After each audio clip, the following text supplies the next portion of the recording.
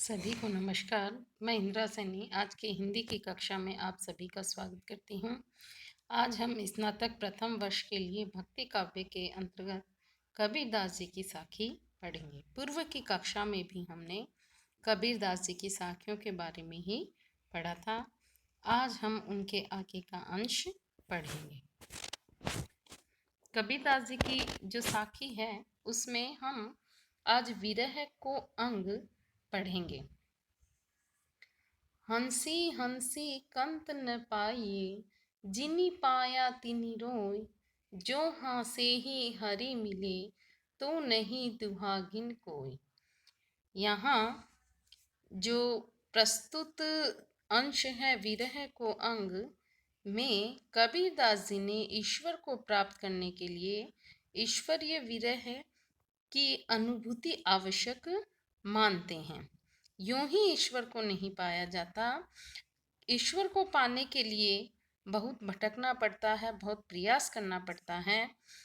इसके बारे में कबीरदास जी कहते हैं कि बहुत प्रयास करने के बाद ही उन्हें नव जीवन देने का कोई उपाय प्राप्त न हो। तो इस संबंध में कबीरदास जी वर्णन करते हुए कह रहे हैं कि हंसी हंसी कंत न पाइए। कबीरदास जी कहते हैं कि हंसते हंसते तो किसी ने अपने कंत यानी अपने स्वामी को नहीं प्राप्त किया। जिनी पाया तिनी रोई। जिस किसी ने भी उसे प्राप्त किया है, उसे किसे, अपने स्वामी को उसने रो रो कर ही पाया है। अर्थात पहले वह कष्ट भोगा है, उसके बाद में ही उसे अपना स्वामी मिला है। जो हाँसे ही हरि मिले, तो नहीं दुहागनी कोई। कबीरदास जी कहते हैं कि यदि हंसते हुए आसानी से यूं ही वह स्वामी मिल जाए तो कोई भी दुर्भाग्यवती सुहागिन रहित न रहती। अर्थात पत्नी में पति के प्रति जैसा लगाव होता है, उसी प्रकार ईश्वर को प्राप्त करने के लिए आवश्यक है। यानी ईश्वर के बिना रोए जो रोते हैं, यानी आत्मा है वह उस परमात्मा के प्रति विरह की अनुभूति नहीं करती, विरह में अश्रु नहीं बहाती, छटपटाते हुए दुखी नहीं होते, तब तक आत्मा को है परमात्मा नहीं मिलता। यदि यूं ही ईश्वर मिल जाता तो सभी जीवात्माएं ईश्वर को प्राप्त कर लेती। कोई भी जीवात्मा है वह दुर्भाग्यशाली दुर्भाग्य यानी भाग्यहीन नहीं होती। कबीरदास जी यह कह रहे हैं कि आत्मा को परमात्मा से मिलने के लिए विरह की तड़प और कठिनाइयों को पार करना ही पड़ता है। जब तक आत्मा में कठोर जो विरह की अनुभूति नहीं होती, तब तक वह परमात्मा में लीन नहीं हो सकती।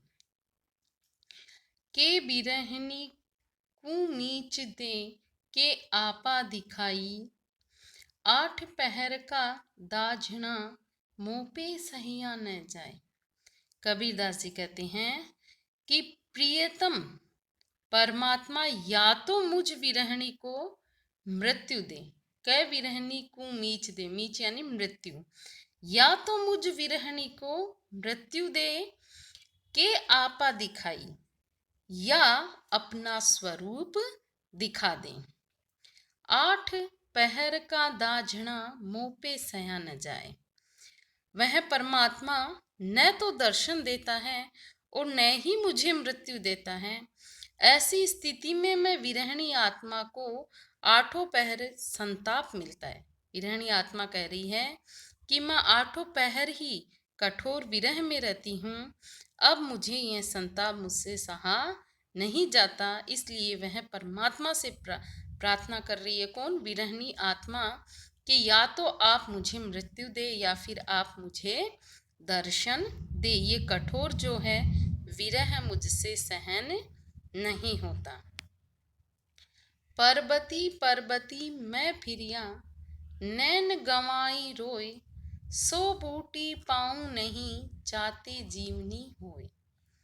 इसमें कबीरदास जी कहते हैं कि मैं पर्वती पर्वती मैं फिरिया, कि मैं पर्वत पर्वत पर घूमता फिरता हूँ और खोजने के प्रयास में उन्हें प्राप्त न हो कर पाने के दुख में रोने से नैन गंवाई रोए, मेरे जो नेत्र हैं, मेरे जो आँख हैं, वह रोने के कारण मैं नेत्र गवा बैठा, फिर भी मुझे सो बूटी पाऊं नहीं, फिर भी मुझे वह बूटी औषधि मिली नहीं, जाते जीवनी होए, जिनसे क्या हो, जीवनी यानी जीवन मिले, वह औषधि नहीं मिली जिससे मृत जैसा या मैं नया जीवन प्राप्त कर लेता। कबीरदास जी कहना चाहती हैं कि मैंने ईश्वर को प्राप्त करने का प्रयास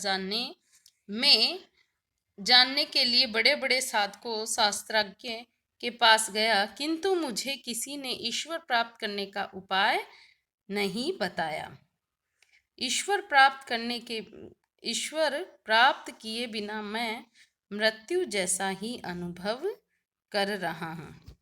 कबीरदास जी ने इन अंशों में ईश्वर प्राप्ति के लिए विरह अनुभूति की छटपटाहट, विवलता को आवश्यक मानते हैं।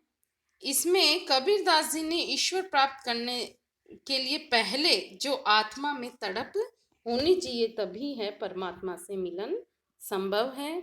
यहाँ रूपक, अनुप्रास आदि अलंकारों से काव्य को सजाया गया है।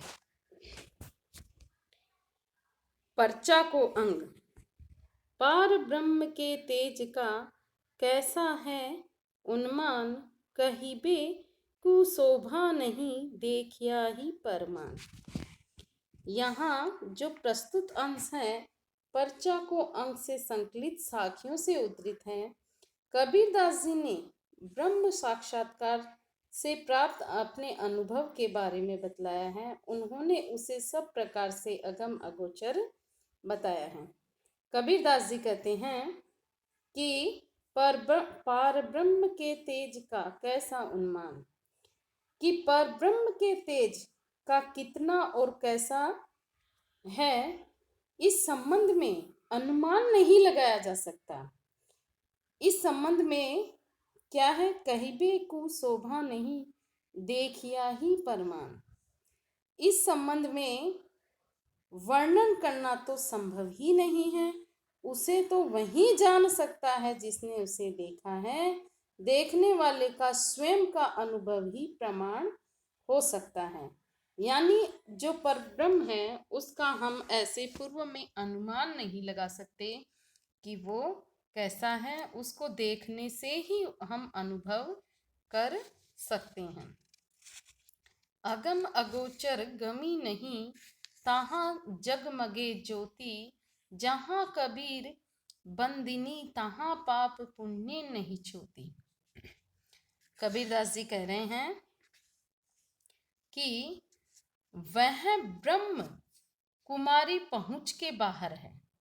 अगम अगोचर गमी, अगम यानी जहाँ कोई जा नहीं सकता और जिसे कोई देख नहीं सकता, इंद्रियों से परे उसे समझा नहीं जा सकता, वह इंद्रियों की पहुंच से परे है, वह पाप पुण्य से परे है, वह पाप पुण्य से परे है।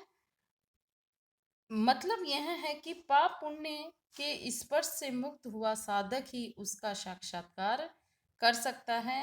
कबीरदास जी कहते हैं कि मैंने ज्योति स्वरूप ब्रह्म को प्रणाम किया।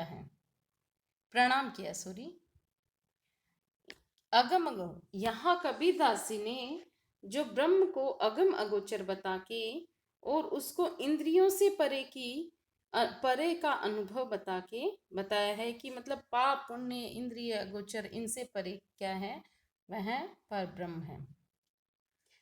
हद छाड़ी बेहद गया, किया सुन्नी स्नान, मुनि जन महल न पावी, तहाँ किया विश्राम। इसमें कबीरदास जी हैं ब्रह्म से साक्षात्कार होने पर उत्पन्न होने वाली अपनी स्थिति का वर्णन किया है। अपने अहम भाव के मिट जाने के बारे में कबीरदास जी यहाँ कहते हैं। कबीरदास जी कह रहे हैं कि मैं हद छाड़ी बेहद गया, कि मैं जो सीमा से युक्त है उससे परे शून्य या असीम के पास पहुंचकर आनंद का अनुभव कर रहा हूं। यह वह स्थिति है। कौन सी स्थिति है? मुनि जन महल न पाविए ताहा किया विश्राम। मुनि लोग भी उस शून्य या असीम ब्रह्म के स्थान को प्राप्त नहीं कर पाते तब कि मैं तो वहां रहकर आया हूँ। यानी कबीरदास जी यह कहते हैं कि मैं उस स्थान पर रह के आया हूँ, उसका असीम अनुभव मैं करके आया हूँ। जब मैं था तब हरि नहीं, अब हरि है मैं नाही। सब अंधियारा मिटी गया, जब दीपक देखा माही। यहाँ कबीरदास जी अपने अहम भाव के मिट जाने के बारे में कह रहे हैं।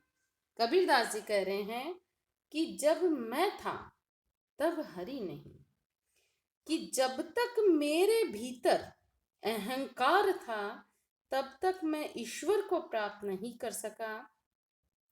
अब हरि है मैं नहीं।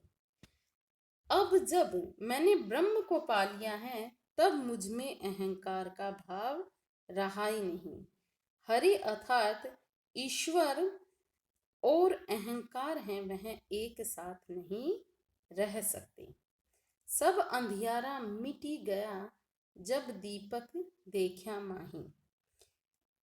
कबीरदास जी कहते हैं कि अहंकार के मिटने पर आत्मा और परमात्मा है वह एकाकार हो जाते हैं, और एकाकार हो जाने से सब अंधियारा मिट गया। यानी जो अज्ञान का अंधकार है वह मिट गया जब दीपक देखा माई। जब ईश्वर की ज्योति का यानी आत्मा में ही परमात्मा का जब अनुभव किया, उस समय क्या है, जो अंधकार है सारा अहंकार मिट गया। अहंकार के त्यागने से आत्मा परमात्मा एक हो गए और ईश्वर का साक्षात्कार हो गया।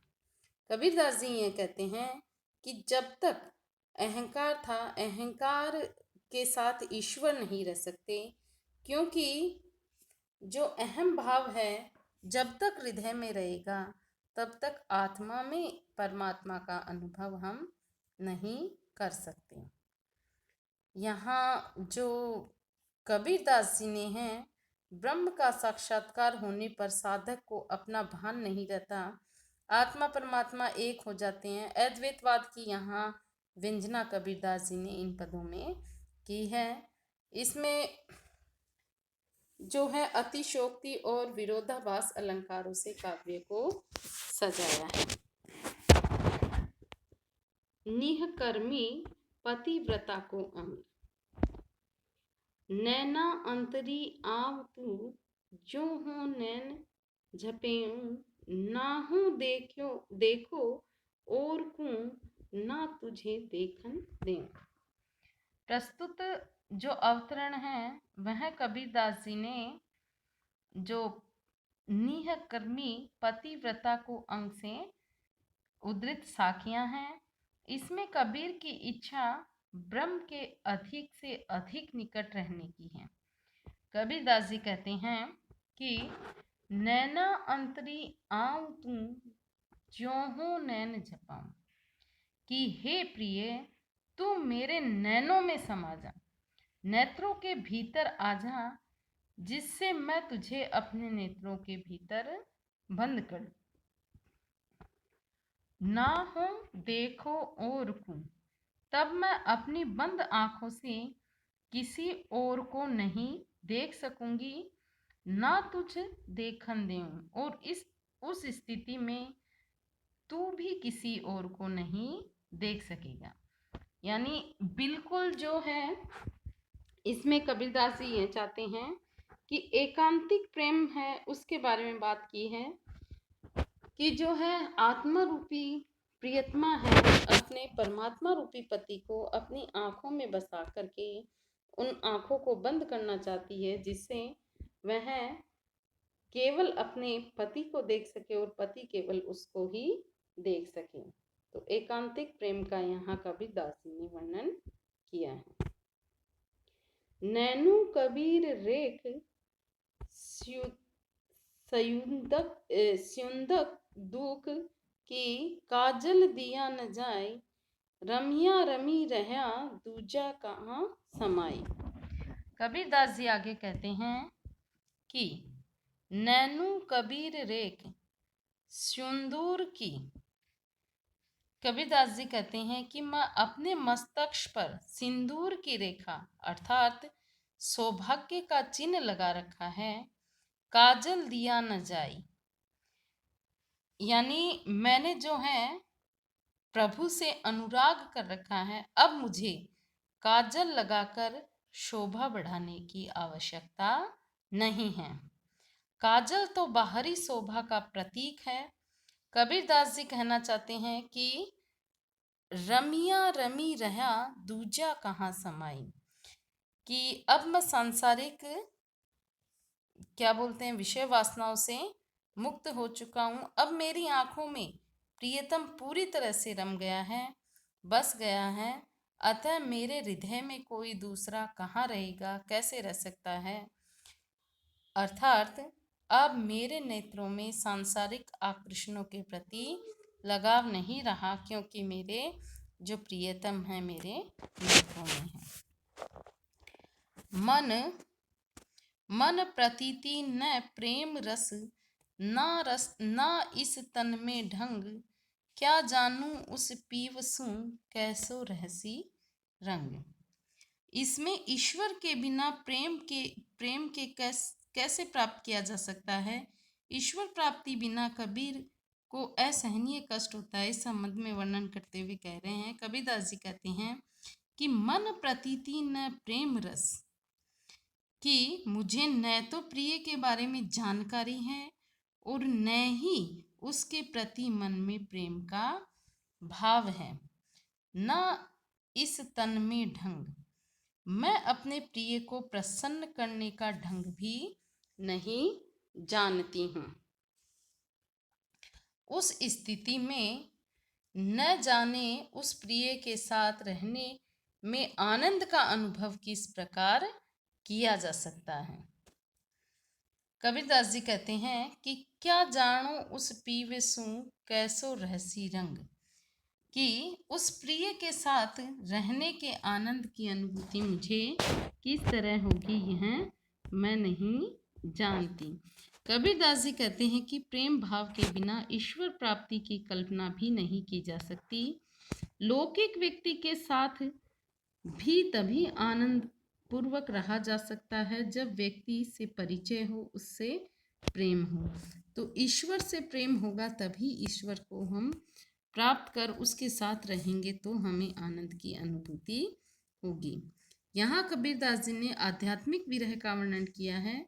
ईश्वर प्राप्ति के लिए उसे आवश्यक भी मानते हैं। अनुप्रास अलंकार से काव्य को सजाया गया है। आज की कक्षा के लिए हम इतना ही पढ़ेंगे। इससे आगे का अंश हम कल पढ़ेंगे। धन्यवाद।